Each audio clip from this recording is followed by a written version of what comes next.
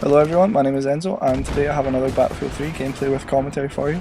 This is a game of Conquest on Kharg Island which I got tonight. I know my last gameplay was on Kharg Island too, but that was a game of Rush, so it was a really fun game to play in, so hopefully you enjoy watching it too. I get a pretty good score, cap objectives, get lots of kills, and there's a part towards the end where they are literally just streaming towards me, so I couldn't not put this up on YouTube. So yeah, today I'm going to talk a little bit about kit balance in Battlefield 3. I feel as though the kits are fairly well balanced in this game, although I think DICE could really implement some changes to make it slightly fairer. Like I said before, my most used kit in this game is without a doubt the Engineer kit, and I still think that it is definitely the most useful kit because really it's the only class where you are useful at all ranges. You're given a very powerful rifle. You're given a rocket which is excellent for taking out vehicles, and a lot of people like to use it for taking out infantry too, and that's one thing that I think DICE could do to balance the rockets, the small and the RPG in this game. I think that the splash damage is far too high for something which should really only be being used against vehicles. It makes no sense really, given that there's not any splash damage when you fire a rocket near a vehicle. So I can't really understand why DICE decided to make it so that there's so much splash damage on infantry. It only really encourages a very annoying and negative playstyle, especially on the smaller maps in this game too. Small maps plus rockets and explosives with high splash damage does not make a very good combination for enjoyable games. But like I said, the Engineer kit is the most well-rounded in the game, I would say, and probably the most important to have anyway, given the abundance of vehicles in this game. But behind the Engineer kit, I would say that the Assault kit is the most useful to have, and I would say that the Assault kit probably needs a buff. I don't necessarily think the Assault kit needs a buff, but I think that the Assault weapons should really be a lot better than the Engineer weapons to balance those two kits out a little bit more, and they really aren't. There are lots of cases, even at long range, which definitely shouldn't be the case. The Engineer shouldn't be equipped for long range, as well as it is anyway. Bad Company 2 had it right in that the submachine guns in that game, and I know they aren't really submachine guns in this game, it's carbines that the Engineer is equipped with, but the submachine guns at longer ranges wouldn't really be able to compete with assault rifles, and probably not light machine guns, and definitely not sniper rifles if someone's a good shot anyway. But yeah, I think that the carbines need a slight nerf to balance the gunplay between the Assault kit and the Engineer kit. I think that ultimately it should be balanced to the extent that nobody should want to play Engineer on a map that doesn't have many or any vehicles, but that's not the case at all. People use it for the guns and for the explosives on small infantry only maps.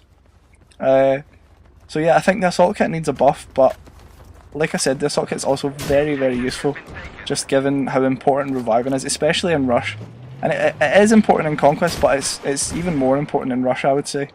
In Conquest, the tickets bleed so fast if you can hold the flags in this game that the Assault kit isn't quite as valuable as in a game of Rush when you're attacking.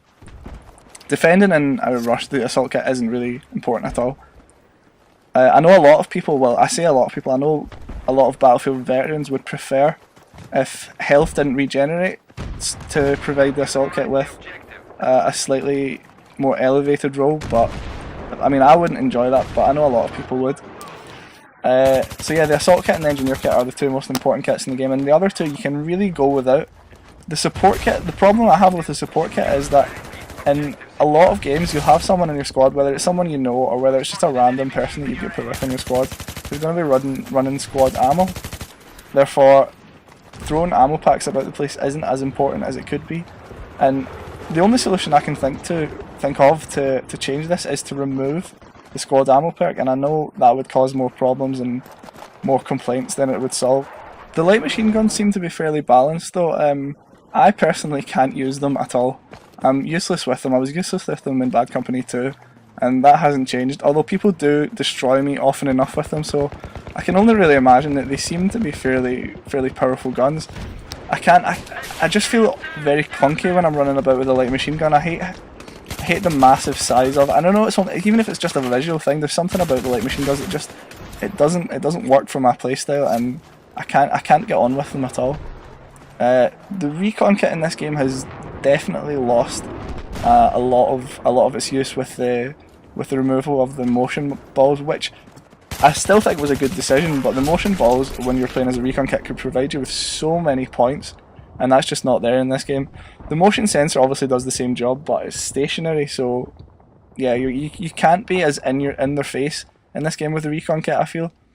That was also backed up in Bad Company 2 by the fact that the bolt action sniper rifles could be used like shotguns. They were so powerful at close range.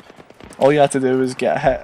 I think most of the bolt actions in Bad Company 2 were one-shot kills if you hit them in the upper body within about, I think it was 10-15 feet.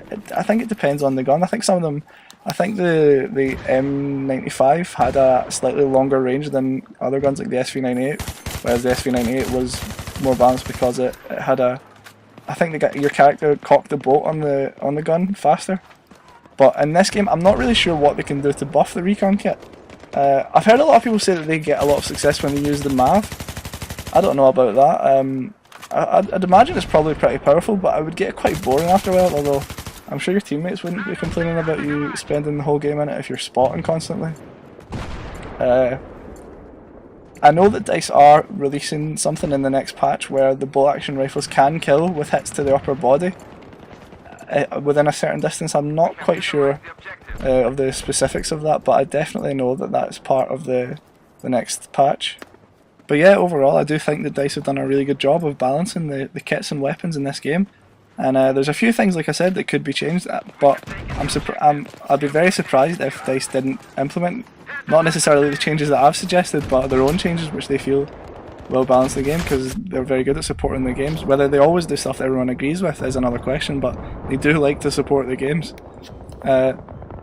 Yeah, so I'm really looking forward to the Kharg expansion now. I've been watching videos all over the past few days of the new maps, and I can't wait for it. The PlayStation 3 players are very lucky in that they get the maps a week earlier than us Xbox and PC players.